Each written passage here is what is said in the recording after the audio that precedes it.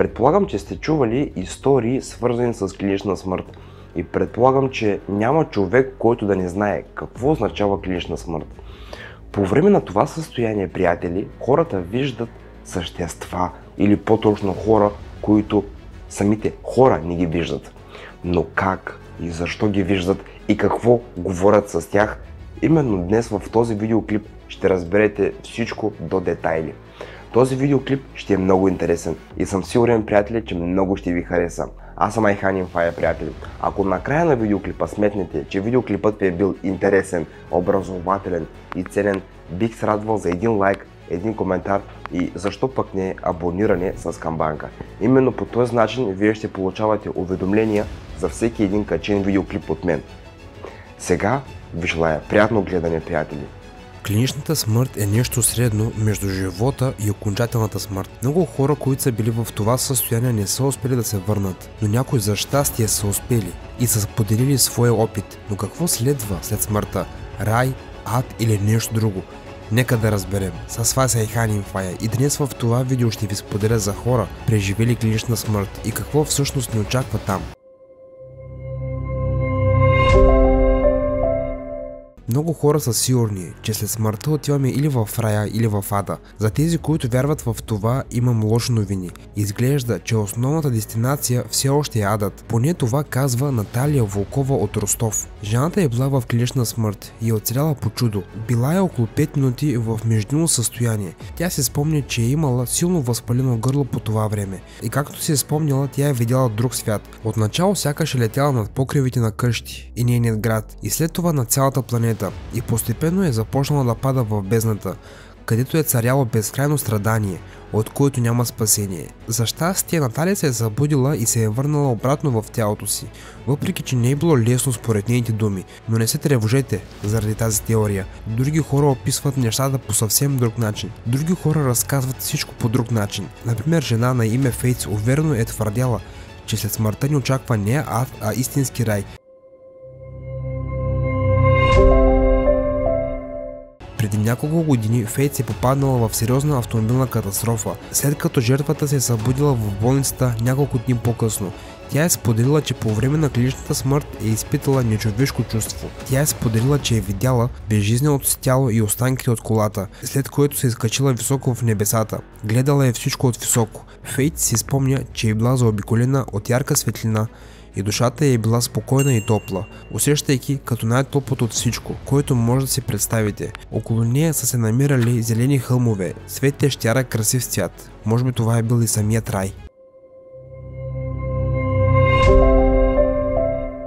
Галина Лагода. Тя е преживяла нещо подобно като Фейтс. Съвпадение или не, но тя също е претърпяла сериозна катастрофа с много наранявания.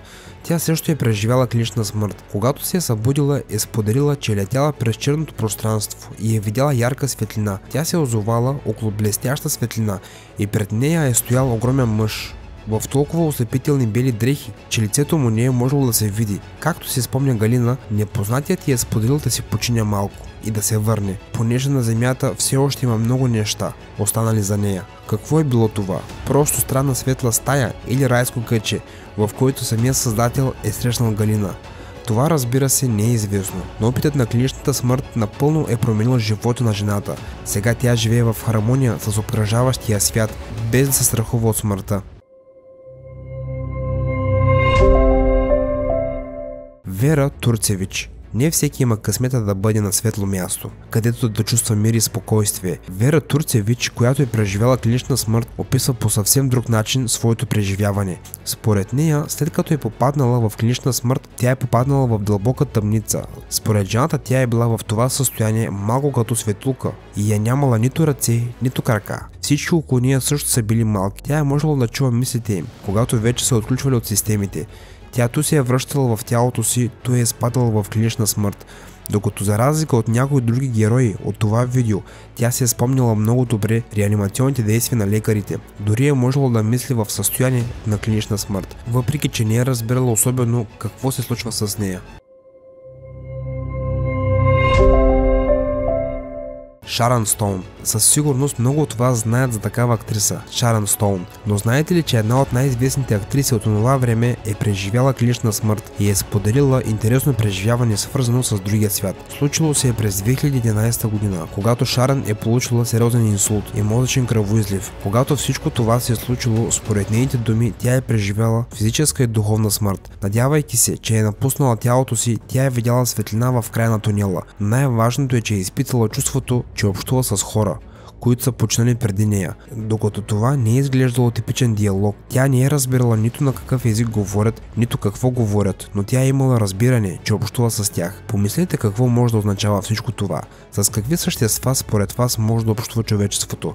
Споделете вашето мнение долу в коментарите. Най-вече хората, които са преживели клинична смърт, говорят за това как се чувстват. Юрий Бурков е преживял различно преживяване. Един ден той е паднал и е получил сериозни наранявания и е спаднал в кома, а след това в клинична смърт. След няколко дни, като се е възстановил, първото нещо, което е попитал жена си, е било: намерили ми ключовете? И когато съпругата му отвърнала, че не знае, той е потвърдил, че са под стълбите. Оказало се, че когато Юрий е бил в такова състояние, той е летял под формата на облак, включително е летял до мястото, където според него живеят починалите му роднини, а в нашия свят той е наблюдавал жена си в реално време, виждал е всичко, нейните действия, чувал е всичките й думи. Ако това е така, тогава може би много теоретици са прави, като съобщават, че починалите ни роднини ни наблюдават и защитават. Светлината в края на тунела е може би най-често срещаното нещо, за което говорят хората, които са преживели клинична смърт. Едно момиче на име Анна е оцеляла от клинична смърт на 19 годишна възраст и е споделила, че след сърдечен пристъп е наблюдавала интересно нещо, много ярка бяла светлина, която не може да се намери никъде на нашата планета. Според Анна, светлината е била в край на дълъг коридор. Тя е чакала, за да извърви този коридор, но не е успявала. Според нея, светлината е привличала като магнит, но тя не е успяла да стигне до края. След известно време Анна се е върнала към живота. Учените вярват, че светлината в края на тунела може да се обясни научно. Според тях това е знак, когато периферното зрение спира да работи. Това се случва по време на кислородното гладуване на мозъка. В този случай тялото отделя и ни показва само важното в случая. Това е централната част на изображението, което се гледа, поради което много хора преживели клинична смърт говорят за светлината в края на тунела. Научно обяснение има и за други явления и преживявания, и сега ще научите с тях. Видения.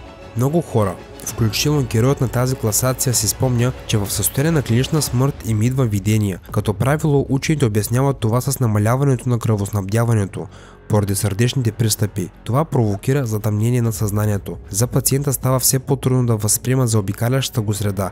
Освен това, тялото спира да реагира на сигналите, идващи от органите, и зрението ги заменя с образи от подсъзнанието. Объркващи се образи ще изникнат в паметта му, но какво да кажем за летенето? Например, облак, който се движи между световете, наблюдавайки близките си. Това потвърждение ли е за съществуването на душа, която е в състояние да напусне тялото по време на клинична смърт? Блокиране на органите на зрението. Тялото престава да разпознава правилно съобщения от вестибуларния апарат. Човекът престава да се определя в пространството, което причинява въображаемо усещане на полет. Много хора, които преживели клинична смърт, също споделят, че ако не са летели, значи те биха се видели отстрани как обясняват такова усещане. Според учените, цялата работа е, че човек, попадайки в критична ситуация, често сякаш се отделя от телесната си обвивка. Много хора, преживели клинична смърт, споделят, че в другия свят са се чувствали много по-добре, чувстват невероятно щастие и са споделили, че биха искали отново да се върнат. Учените смятат, че причината за това е повишената концентрация на серотонин,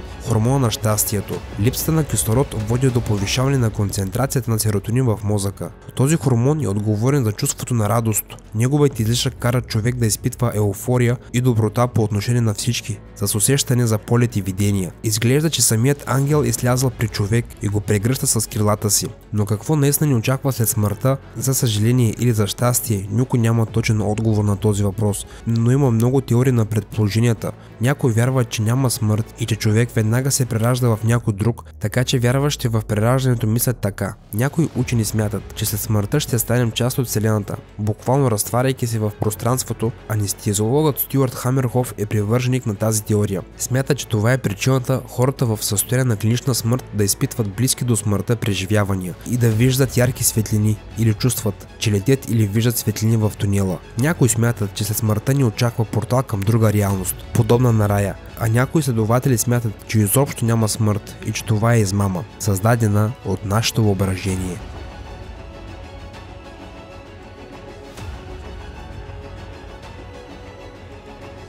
Ако все пак е имало хора, които не знаят какво е клинична смърт, то предполагам, че след този видеоклип вече всички знаят. Видеоклипа хареса ли ви, приятели? Знаехте ли, че всъщност човек може да претърпи клинична смърт и да се върне отново в реалния живот? Споделете вашето мнение долу в коментарите. Бих се радвал да прочета вашите коментари и да ви отговоря. Предполагам, че знаете. Отговарям на всеки един коментар. За мен това е удоволствие. Ако видеоклипът ви е харесал, не забравяйте един лайк, един коментар и абониране с камбанка. И преди да си кажем чао, искам да споделя с вас, че това е моят плейлист с всички интересни качени видеоклипове от мен в YouTube, а това е моят последно качен видеоклип в YouTube, много интересен, натискайте и се наслаждавайте. Чао, приятели! И до скоро!